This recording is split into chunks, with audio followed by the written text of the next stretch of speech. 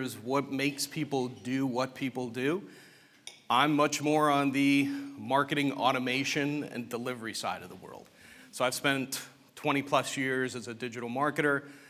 We started doing digital when we were running ads in what used to be called DoubleClick before Google even bought it.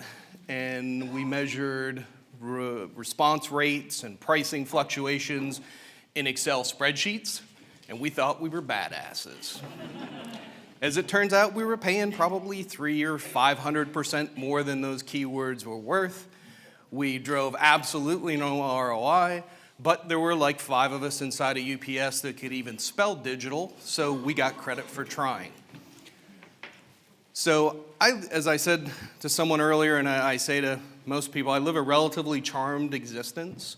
So I spent many years in the agency world with tens of millions of dollars of P&L on my head. I was in the digital space at UPS where I owned the tracking application, which had 15 million sessions a day. Screw that up, a lot of people get really bent, especially when a call costs $7.50. So lots of complaint calls, digital's the bad guy. So in my world now, I worked for Silverpop, had a very long kind of involved with them in many different roles. Worked as an evangelist in a 500-person company. So we sell SaaS marketing. So we do a lot of this exact thing. When we come and talk to folks, we're not selling a product. We're talking about thought leadership. We're talking about content. We're talking about how to think about the world differently. So I do that all over the globe. Unfortunately for me now in the IBM world, it's probably 30% of my time where I actually get to sit in rooms with marketing teams. That's the really, really fun part for me, right? To come into a company where there's a new CMO, or they're new to the platform, or there's some other big change underway, and to sit with 6 or 8 or 10 marketers and hear the most concerning things that they have in front of them. Like, how do we solve for better paid media? How do we get to a world where I'm driving fewer phone calls? How do I build great nurture strategy? What are the events? What are the people that are in my funnel needing to hear from me to get them to that conversion moment? So I spend a lot of time in rooms hearing that at scale. So I see 50 to 75 customers a year. In our world, about a third of our customers are super hardcore B2B. And I know for all the rooms that I walk into, when I walk into a B2B room, we're going to talk about some nurture strategy. Right? We're going to talk about measurement. We're going to talk about the finer points of it. This is not, nobody in this room gets away with, hey, great news, the list is 10,000 people bigger this month than it was last month. Right? Nobody cares. What we care about in the B2B world is execution, is conversion. It's all the things that we know. So this kind of concept of behavioral marketing, in many ways, came from the kind of old world of B2B. The old world of B2B was 10, 15, 20,000 people on your list. You had a smaller group of people. We didn't really have to think like B2C marketers. There wasn't the question of, wow, what if I want to do scoring on my list and my list has 6 million people, right? We didn't have to concern ourselves with that. Well, in today's age, what I've seen over the last 2 years is B2B and B2C have almost completely imploded on each other.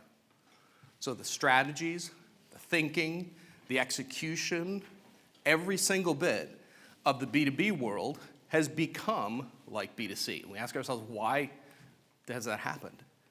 The reality is we're in the attention economy, right? We're not competing. I don't care if you sell shoes, industrial ball bearings, or wind farms. If we're selling to a group of people, we're not just competing with our direct competitors in our industry. We're competing for the attention of our buyer. And that buyer, what we're really competing in is the top 5 emails above the one that we sent to them and the 5 below it. Right? The litmus test for us as B2B marketers isn't anymore, hey, are we better than our direct industry competitor? It's, can I make someone stop looking at a Zulily or an Amazon ad long enough to shift their mind and think about business for a second? So to do that, how we think about this world is, again, we call it behavioral marketing. Call it event-driven, call it nurture marketing, call it virtually anything you want to call it. But this concept of behavioral marketing has become kind of this thing that we put into the lexicon. So the folks at Wiley came to me last year. They said, hey, there's no title on behavioral marketing. You guys kind of coined this term and have been doing a lot of stuff. We've seen a lot of your content strategy, right? So example number one of great B2B strategy, 2 years of really deep content strategy paid off in a publisher just calling me out of the blue. Now, when I got that call, first thing I thought is, which one of my friends is smart enough to punk me like this? Who do I know that would be evil enough to do this and lay down a good enough backstory for me to have to get through? But the great news is, this was kind of, for me, I think inordinately easy to write, because it was a summary of what I do every day. So we think through in the book, and I'll talk through some of the kind of key high points on it, but we think about everything with behavioral marketing. This is geared kind of equally at B2B and B2C. So some of the things you'll see in here that my B2C marketers look at and can't understand, things like CRM and, you know, how do I get a sales force to log activity, all those kinds of things, make no sense to the B2C people. On the same front, you know, the B2B email or the B2B communication that we're delivering today can't be text only anymore. It's got to be more elegant. It has to have more drive to action. It has to have more response metrics behind it. So one of the things I thought, I kind of did this strangely enough, I wrote the entire book, and then it occurred to me that we probably needed to change the conversation a little bit. And how do you do that kind of at the beginning? So I went back and I wrote a manifesto. So there are been some pretty cool manifestos of the world. This is Frank Lloyd Wright, his manifesto to his Taliesin apprentices. Pretty cool stuff if you think through. I'm a huge fan of the Wright school. Some really interesting things. So fertility of imagination. And number 9, I love a disregard for the commonplace.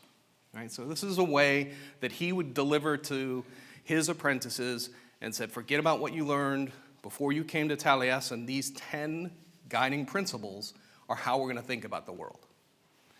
Another phenomenal manifesto in the world. Is anybody familiar with Lululemon's manifesto? Crazy thing is, since I did this, I see this bag in every airport, right? Lululemon took it all the way to the bag packaging. And if you go look at the inside of this, I mean, great little things, right? A daily hit of athletic-induced endorphins gives you the power to make better decisions. So truly stepping back and saying, if we're going to think about this world differently, whether it's yoga wear or architecture or digital marketing, we're going to actually think about it differently. Kind of the original manifesto, right, was this guy Martin Luther with his 95 Theses, picking up on Jeanette's sometimes wander into religion, which is always an interesting moment when you're speaking on stage. One of the reasons that I kind of put this in here is because there's this pastor who actually has a blog. Again, great moment of content strategy. Strangely enough, the pastor's name is Pastor Dave, so I had to include this in my presentation. But he wrote this incredible series of blog posts about Martin Luther's My Homeboy. Right? Not exactly your 1600s, anti-Catholicism zealot guy who published all this. You don't really think, okay, what does it mean? But this guy did a great kind of update on all his messages. So this concept of a manifesto is a pretty powerful thing. I broke the manifesto down into 10 big categories, and we're going to run through kind of 5 top-level ideas in each one of these categories. So give me a sense quickly, how many people work for a company with under 100 people? Most, okay. And then over 100? So 80-20 roughly. Okay. That gives me a sense about where to dial some of the thinking through here. So let's get started with marketing. And this is kind of the format. We'll go through these kind of quick hit and we'll run through them. Marketing begins every sale, right?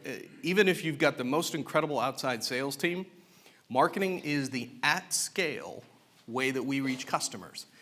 Again, in the B2B world, 5 years ago, that probably didn't matter, right? You didn't have to think necessarily about paid media or SEO. But in this hyper-competitive world where people are buying more and there are more product offerings in every single category, we have to think about how we reach at scale to begin with. So if you're in marketing, figure out how to do that in small groups, and that goes a lot of the A/B testing, all those things. Get it right, and then scale that effort. It's important because marketing is that moment to frame the decision, right? We get to introduce our brand. Now, depending on whose data you believe, somewhere between 50 and 80% of a buying decision is made before anybody ever talks to us. And it's particularly painfully true in B2B, right? We can find all kinds of things. There are communities, there are peer groups. I'm sure that you've had conversations today with the people here about vendors you work with, and they've asked you. You saw the social proof. It's incredibly important. So if we're not framing that decision, if we're not engaging our prospects and customers early on to set the tone, we're missing out the longer tail of success. So start that as early as you can. So even though you work for a small company and maybe you're competing with an 800-pound gorilla in your space, you've got to be faster. You've got to be quicker to your prospect than your big competitors are. Fundamentally, if you're not marketing with a sense of differentiation and a pure point of view, in some cases, it's as powerful as the Jaguar example, right? Where it's, anybody Jaguar fan, I mean, Jaguar has languished for years in the luxury automobile category. They had, 3% market share. The only real draw they have to the world is their racing heritage. So when they came out and did that, there were a lot of people at Audi and other big brands that have been very successful. They sat up and took note, right? Maybe it didn't increase the buying thing, but that showed a new kind of face of Jaguar. And it included the marketing, the product was radically different. Jaguar's just on a different path today. But they went for that point of view. So if you're, there's no money to be made. There's no first or second place in a category if you want to be neutral, if you want to be friendly, if you want to be the right, safe thing to choose all the time. A little strange coming from an IBM guy, but okay. The other thing to remember about every single bit of your marketing, and it's almost a coin flip. Sometimes in B2B, I hear people focus more on CRM elements. So they talk about BANT scores. They talk about making sure their CRM has all the right individuals who rolled up to the right corporation, and how are we marketing to the corporation, and what does our whole thing look like? At the end of the day, again, there's a human who opens every single communication, whether that person is the direct buyer, whether they influence the purchase, whether they're sitting here in this room today telling the person next to them, yes, my company uses that ERP system, or whatever it is. There's a human who's involved in every single one of those marketing experiences. So don't ever forget that we're marketing to humans firstly. The last one on marketing is there are two big kind of divisions inside the marketing discipline. One is art and one is science. 10 years ago, it was mostly art. Right? We didn't have things like response rates. We didn't have real-time bidding engines that could tell us how much I should pay for a banner that converts at 22%. There's a world now where we can measure and track and analyze a lot of different things. There are very few, from a people perspective, there are very few people who can do both of these well. The most successful marketing teams I work with have been very good at the art for years and are bringing new people, new thinking, and new leadership in around the science of marketing. Now that doesn't mean data scientists, big data, and all that other stuff. I mean literally the way that we used to think about direct marketing and sell testing and A/B testing kind of went away for a while, right? Everybody got enamored with this internet thing, and we kind of left some of that on the cutting room floor. That's all back, right? The most highly aggressive teams I see can be 5 people. There's a 40-something VP who probably used to run traditional advertising and marketing, who understands all the segmentation and cell testing and everything, and it cascades all the way down through some 25-year-old who can sit on a keyboard of a technology system and bend it and push it and break it and grab the guy from IT to write a little bit of code that goes on a page that does the right thing in the reporting analytics engine. All those together now work at a factor of 2 or 3 or 4 times better than either choosing the science or the art of marketing. On the sales side, a lot of times this is not anything I need to say really loud in a group of B2B folks, but it's important to remember, right? A marketer's best friend is a sales rep who knows what's going on. Functionally, if all you did in CRM was show your inside call rep the last 5 campaigns marketing sent to someone, that's an incredible win, right? I talk to brands all over the world who are just trying to figure out how to make one call smarter. So how do I leverage that one moment when I have somebody and that sales rep can say, I saw you receive this offer and you didn't take it. Why? What can I do to help you? All right. Again, CRM is a drama play unto itself. Right, anybody here put in CRM in the last year? No? Good for all of you. So when there's no CRM and we try to bring process to CRM, honestly, there's a lot of consumer-facing devices and companies that are now taking on CRM the way we in B2B have for years. Right? So they're off scoring people in a funnel. They're kicking things over to an inside sales function. Right? This dichotomy between sales and marketing is forever going. The way that we as marketers fix all the drama around CRM is we just be so good at our jobs at delivering sales qualified leads or whatever name you want to give it to. You can absolutely cure any of that drama with more and better leads. Inevitably, sales will complain, right? When CRM comes to town, they're going to throw a huge hissy fit.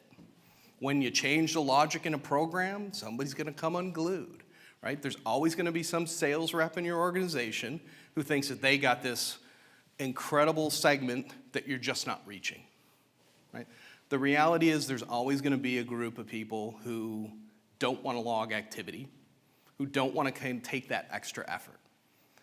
If we can get past that, if we can be more successful as marketers, the minute they wake up and look at their last month's revenue and realize where the sourcing of that data is coming from, if it comes from us as marketing, that's an incredibly powerful place to be. So we can solve this with more business success generated by us, but delivered to sales. I also stop and say, you can talk a lot about sales. I've been in hundreds of meetings, so I spent 4 or 5 years in startup, and I ran operations. And you talk about what sales comp means, right? And in a small company, comp is probably the number one driver for sales. But don't underestimate that there's something larger, right? Comp is one aspect. It's almost like building a great product. There are certain things you have to have in a product to be competitive in your industry segment. It's the same exact thing with how to motivate salespeople. You have to have the right comp. That's a given. If you don't have that, they're going to go work somewhere else. But for the salespeople who have the right comp or have slightly above or slightly below the right comp, the role of the team and the mission of the company are incredibly important to support. So if you're a marketer and you're sitting trying to figure out how to drive more revenue and make your company more successful, spend a day thinking through what you're telling your sales force. How aware are they of the work that you do? Do they understand where the product's going, who the buyers are, how to get to them, what is the messaging. Everything Jeanette talked about, you could take and roll into a series of sales trainings.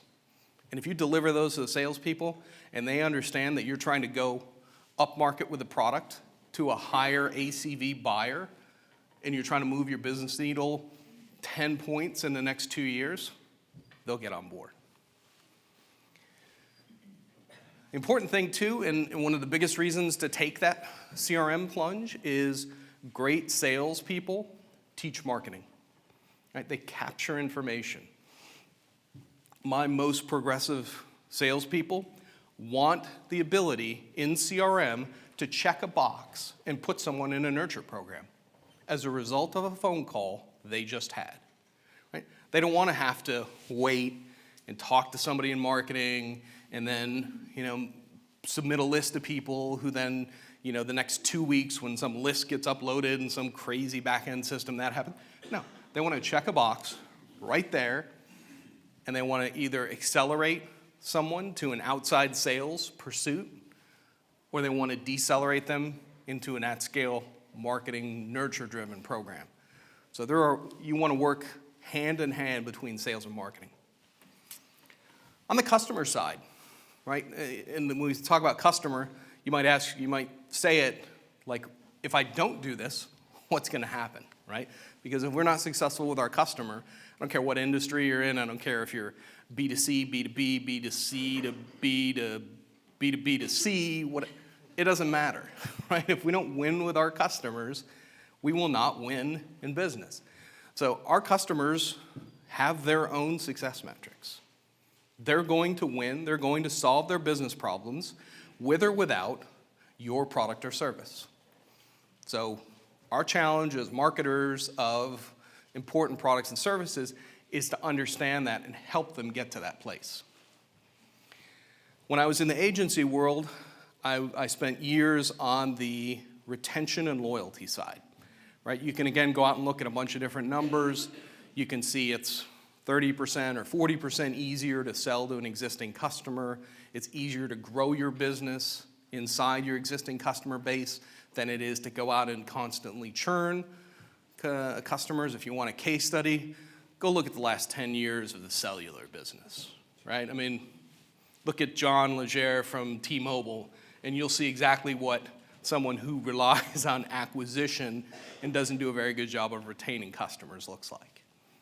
So build those raving fans, right? From day one, for your newest and earliest customers, figure out how to meet their needs, but don't be afraid to ask them to do things for you, right? The B2B space is incredibly important. Tactics like case studies, right? And customer testimonials.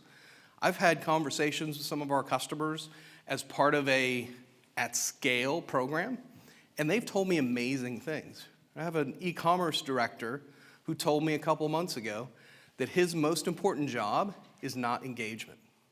He doesn't care about engagement. He wants to reduce buying friction. He wants to get out of the way of someone giving him money. That's an incredibly powerful, and that was the e-commerce director of Staples. Right? This is not some fly-by-night little retailer. This is somebody who has a vested interest. You would think somebody like that, mobile channel, e-commerce, would be thinking, oh, I got to get him to look at 2 more pieces of content. No.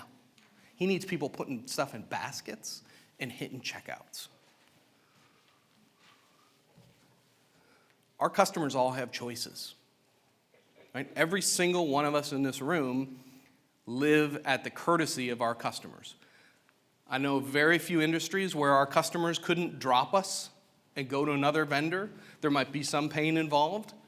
Depending on your business, there might not be any pain involved, right? If you're a customer of a standard email service provider and you just have a bunch of lists that you spit out of your back-end marketing systems, does it matter if Silverpop is your email service provider or Constant Contact or MailChimp or any one of the 350 you could buy? No, it's a complete commoditization. You could buy it from anybody. So your goal as part of the marketing effort and the sales function is to figure out how to remain so critical that your customers don't even entertain the competitors, right? Based on the size of companies, you probably don't have the type of competitive pressures that we see sometimes. Like, I have customers who Adobe, Salesforce, and Oracle beat their door down every single day. They call, they say, hey, we can do this better than those marketing cloud people. We can do that better. We can do every single thing in the world better than they do it today, right? We have to win at the hearts of our customers. If you haven't kind of moved, particularly in the social channels, right? Social came and began its life as a publishing channel, right? It was another content flinging strategy. It was another place for us to build up a great list of people and tell them how great we were. If we're not kind of thinking about how that migrates into a listening function, how that those people now that we have in our world that pay attention, that are advocates for us in social, now we need to be learning from them, right? We need to be doing polls. We need to be thinking through product features as it relates to a core group of people. This concept of customer listening, whether it's something as manual as a poll or whether it's something as digitally progressive as sentiment, social sentiment analysis. There's lots of ways to think about this customer listening piece. If you don't have it today, which I'm guessing based on the size of companies, you're probably not, it's not a core competency, find your most progressive executive, right? And even if it's not somebody in support or, it's not, in some cases it might actually be the operations people, right? Very rarely have I ever seen it be the IT people. I did once see it. It was kind of amazing. But figure out who in your company can do the most with that data that's flowing back from customer listening and figure out how to roll that into your marketing. I always point this out. A lot of times I see marketers who get really happy about themselves and they think that they're almost the Zen user of the product, and then everybody who's in the marketplace should kind of understand how they do it, and then disseminates out from there. The reality is your customers are all over the place. If you have any kind of a decent customer base, if you have 200 customers, there are 10 customers in your user base that will make your head explode with how they're using your product, right?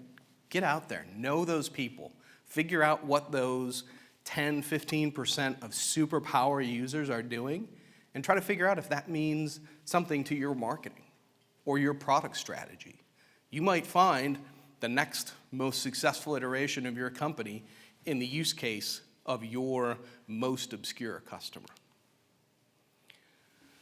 On the prospect side, fundamentally, I don't think you can argue that our job as marketers is to educate our customers, right? When we educate our customers, if we're really good at it, we're actually educating without selling, right? We're creating educational moments, we're creating preference, and we're creating knowledge. If we then get to a place where our product serves that need, congratulations, we've done incredibly well. If all we did was lead the conversation and be seen as a trusted advisor, that's an incredible win as well. Maybe you don't win this cycle, maybe it's the next time, or the 5th time, or the 10th time. But marketing needs to always, always, always be the educator. Anybody seen, I love this ad so much. Anybody seen the Comcast, the ad about DirecTV and AT&T getting together from Comcast, where they talk about they're delivering the product that nobody's wanted for years? I'll find a link to it and send it to anybody who wants to see it. It's the greatest thing ever. Comcast just throttles DirecTV, right? They talk about it's windy, it's rainy, it's branchy. Like if the service is just so bad. If you're in a space, even in a small space, if you're not kind of proactively setting the expectation and the positioning of your company, your competitors will do it for you. So step out there, and when they do it, it's not nice. That's a really big scale version of it being not nice. But be out there and be telling people why they should buy you. Content strategy is potentially, in the last 12 to 18 months, the most significant thing we talk about with acquisition, particularly with B2B marketers. We have the content strategy conversation all the time.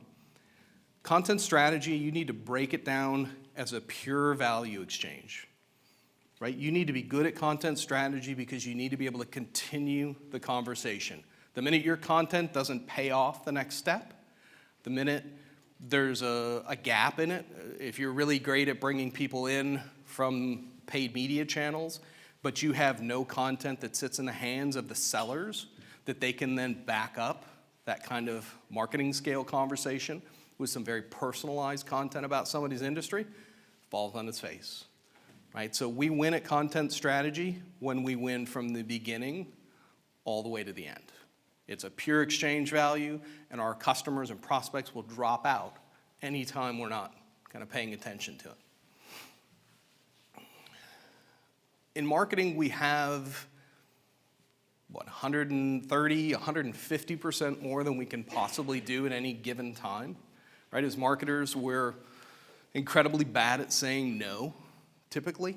A lot of times we get, 10% less budget and 20% more requirements for next year. Right, we got to grow the list more, but you don't have as much money.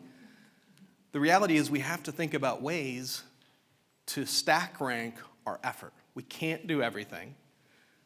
The only way to really kind of think through this is think about behaviors, think about demographics, and think about revenue. If you can understand on those three planes where your best customers come from and what they look like, that's probably 20% of your list. In almost every case I see, that 20% is at least 80% of the revenue, right? The 80-20 rule is probably really conservative. I've seen, because of really bad deliverability things happening, right? Somebody does the wrong thing in email for a really long time, and then one day they wake up and their CEO can't send email to anybody because the corporate domain has been blacklisted in Gmail, right? So every once in a while I see one of those where the solution is we're going to chop 90% of the people off our database. Like, whoa, right? You start at okay, we're going to take off everybody who hasn't opened an email in 6 months. That didn't solve it. Okay, now we're going down to 3 months. Now we're going down a month. I actually saw one of my customers chop 90% off their database, off a 2.5 million person list. Their conversions went up by 10% for those 10% of people that were left because they had focus. They looked at it and said, we understand what those behaviors look like, right? There's a whole, I'll do it 2 seconds. I'll give you one of my things when we talk about content strategy. I think if we're not all looking at lookalike models as paid media in social today, particularly for B2B, you know exactly what your successful customer looks like. You know where they come from. You know what industry segment they're in.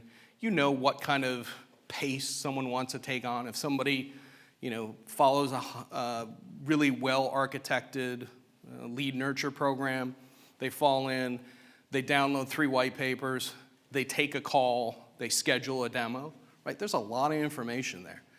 Take all that information, put it in a CSV file, and go to Twitter and upload that into their custom advertising tool. And they will actually match for you other people that look like that by industry segment, by geo, by any of these things that they can match. And then they'll spit you back a list of people that you can market to. So that's happened in Twitter and Facebook. I understand it's coming in Pinterest, which is probably even more important for certain segments of e-commerce because that's such an important part of driving transactions. But think about that. It almost turns acquisition into a affiliate model, right? So if you've got a customer who you win in this industry segment, in this size company, in this geography, with more than 5 people in a marketing department, what if somebody would give you a list of 500 more people exactly like that? That's what these lookalike models in social will be doing. They're starting it now, and it'll only get better over time. Again, when we talk about social, choose the best 3 places that match up for your demographics and buying behavior, and forget the rest. Don't get drug into the I'm in the metal ball bearing business, what's our Tinder strategy conversation, right? Commit, and when you commit, that means deploying dollars differently, right? That means we're going to spend, if Instagram is the right social network for you, you shouldn't be paying people to write things, you should be paying photographers to create incredibly specific content for that channel.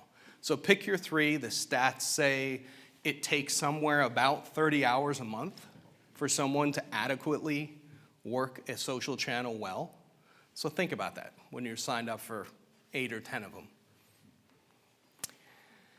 On the data side, right? So everybody talks about being data-driven, that's all fun. The people in this room know more than most marketers that data-driven is cute, but conversion-driven is what matters, right? And that matters because it's how we deploy all our top-of-the-line acquisition strategies. If we can understand where profitable customers come from, my God, go get more of people like that and be willing to pay more and fish in a smaller pond. There's an entire conversation about explicit and implicit marketing behaviors.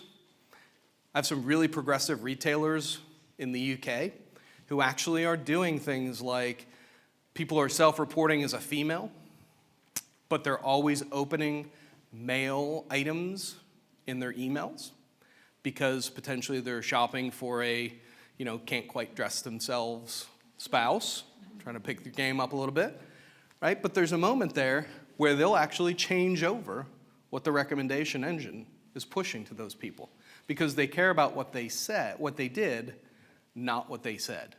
That same exact thing is true in B2B, and I think there's probably an entire track that we could take around the psychological aspects of what drives people in marketing, where you could take what someone said and understand that they probably want a message of survival. So think through what audiences are both doing and saying. On the data side, marketing, the reality is it's our job to figure it out. It would be awesome if IT could figure it out, but they can't do it and make it valuable to us, so it's our job to do that. So start now.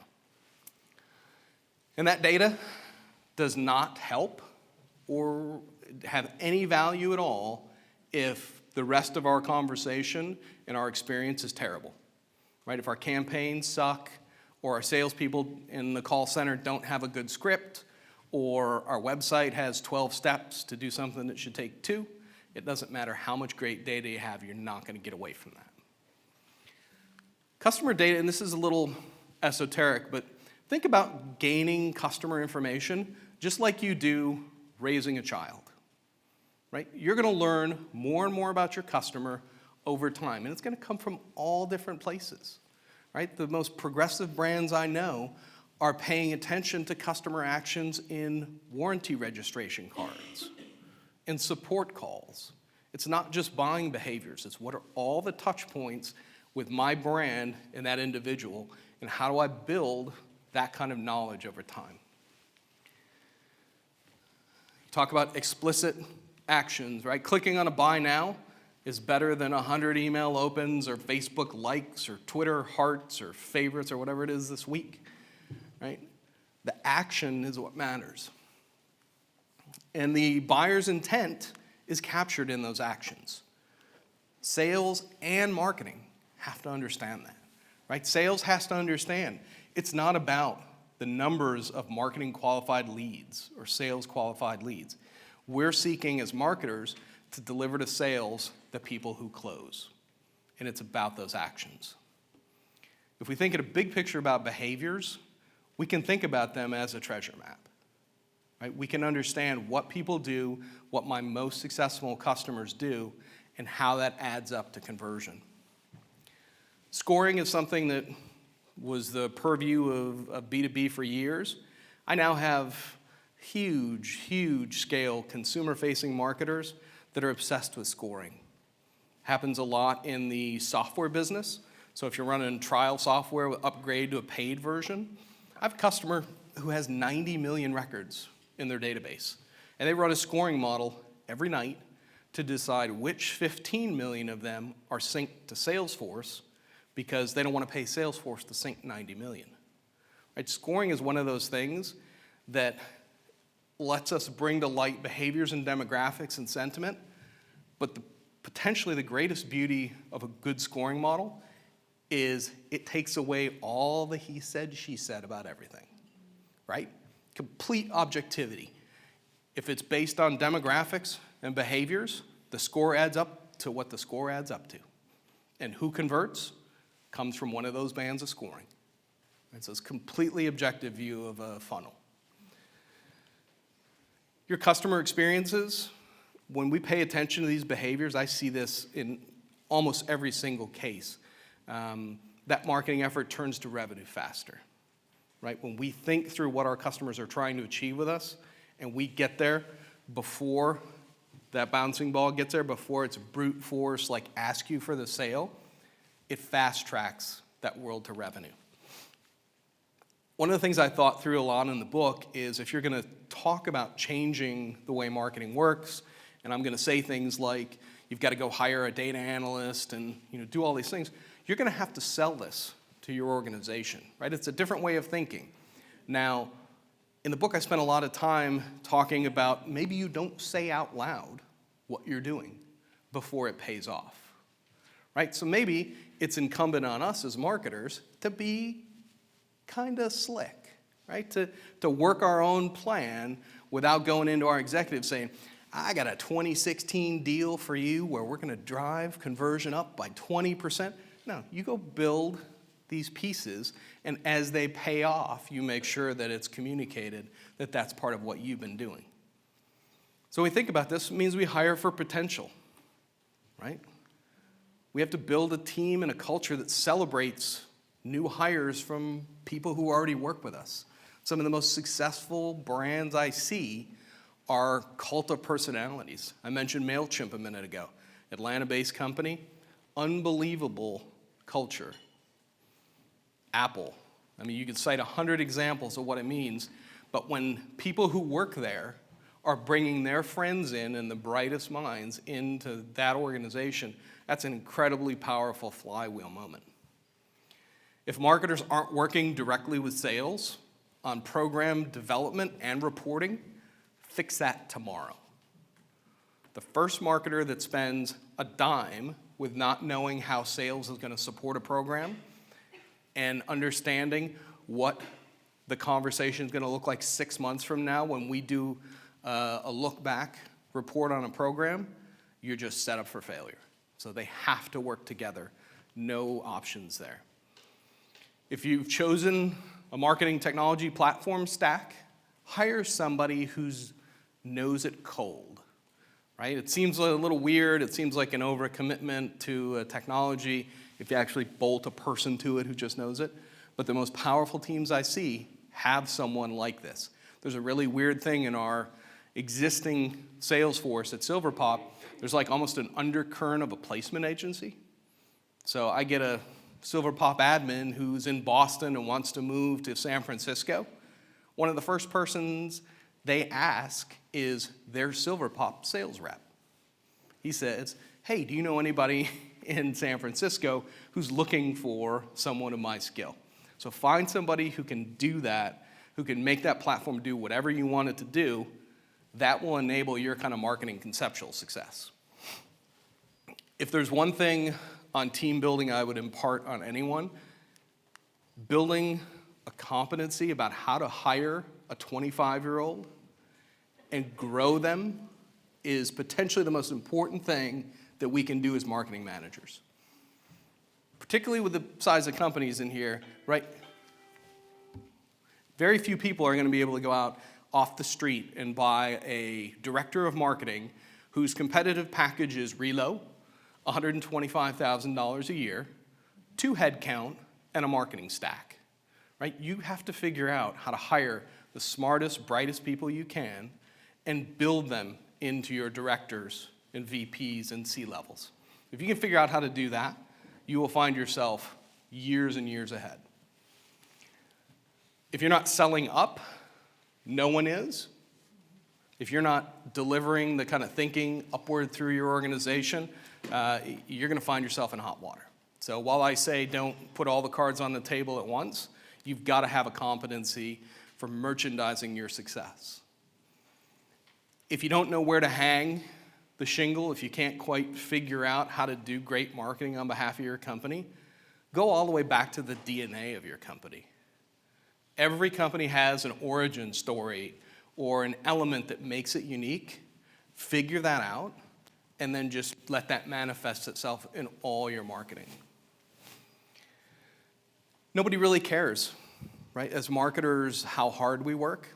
We come in early, we go home at 8 o'clock at night. Guess what? We've got to be back at 9 tomorrow morning.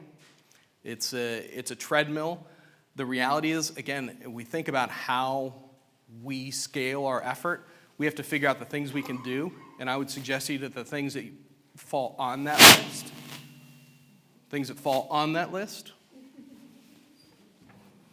I want to stand over here for a minute, should be 120% of your focus. And then you just can't get past authenticity and trust. So if you're not managing the two of those in all your communications, it's just probably not going to work out. Look beyond your industry. This is something I see B2B doing more and more, is you're actually looking at B2C tactics, right? I see very few text-only emails from B2B marketers anymore because you get it, right? It has to be better than that. So, while you're a B2B marketer, you should be asking yourself, how does Amazon recommend products to people? What does a persona look like to an e-commerce site? Some pretty radical thinking comes through there. On the vendor side, again, if you're looking at technology and you've got in B2B the most convoluted, kind of hardcore use cases, make sure that you see those successfully addressed in a technology conversation, and it's not in a slide in a deck. It's like you need to see those contacts move between systems successfully. So if you're looking at a new world, make sure that world really does what the presentation says it does. On the outsourcing, again, as marketers, think through outsourcing. We have to do it, again, because we don't a lot of times have internal budget. We don't have headcount budget. We're more likely to have outsourced budgets. But that doesn't mean we're always going to outsource it, and we should lose the knowledge that's gained in the actual execution of that. So figure out how to capture all that information, even though your agency is doing it. Speaking of agencies, 2 reasons to hire an agency: scale successful marketing programs and drive innovation. End of day, if you find yourself in the middle of that conversation in any way, shape, or form, just go back to that simple playbook. Figure out the things that work with your internal staff. Pay an agency to do it 5, 6, 10 times that rate. And then, most companies, if you're under 100, again, most people in this room can kind of ideate and go the right place. If you work in a company more than 300 or 400 people, all the good ideas come from outside. Just how it is. It takes too much political capital. The head of support can't convince the head of IT that that's the right system to build. It's just too much chaos. So agencies are often the kind of lightning rod touching point for that growth. How your vendors work together, right? Just because we pay a bunch of money to a direct marketing agency doesn't mean that they shouldn't have anything to do with the website build company, right? Those reporting metrics need to flow back and forth. And we as buyers need to put our foot down and say, no, I need to understand how all that data flows. So force those vendors to work together. Rarely is, in the outsourced world, is cheaper better, right? I think there's a bunch of call center people from 5 or 10 years ago that can tell you this, right? Moving it to India was not a smart deal, right? It's all come back. So hire for your budget and the maximum of what you can spend, hire the smartest thinking you can find, and then track the results. I don't think there's probably a clearer statement than this in probably the entire book and the entire concept of behavioral marketing.